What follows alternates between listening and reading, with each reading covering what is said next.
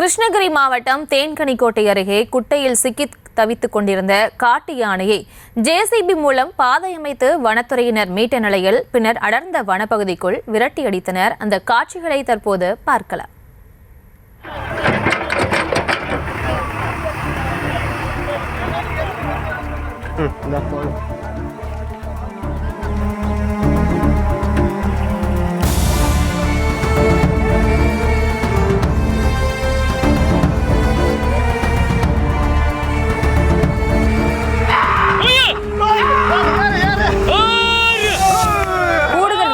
இணைகிறார் செய்தியாளர் ஆனந்த் பாபு. ஆனந்த் பாபு, வணக்கம். அங்க என்ன நடந்தது, விவரங்களை வழங்கலாம்.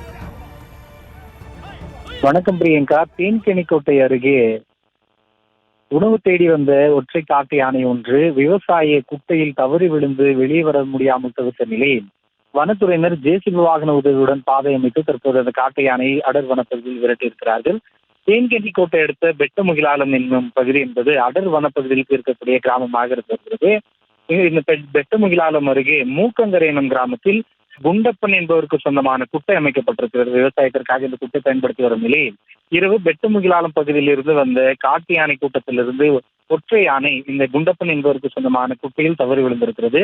குட்டையில் விழுந்த காட்டு யானை வெளியே முடியாமல் நீண்ட நேரமாக தவித்து வந்திருக்கிறது.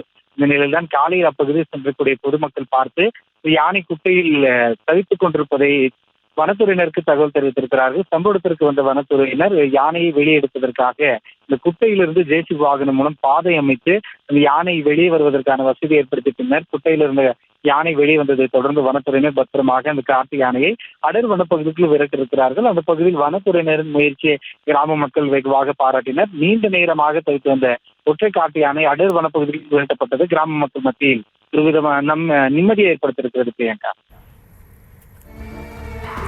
விவரங்களுக்கு நன்றி ஆனந்த் பாபு.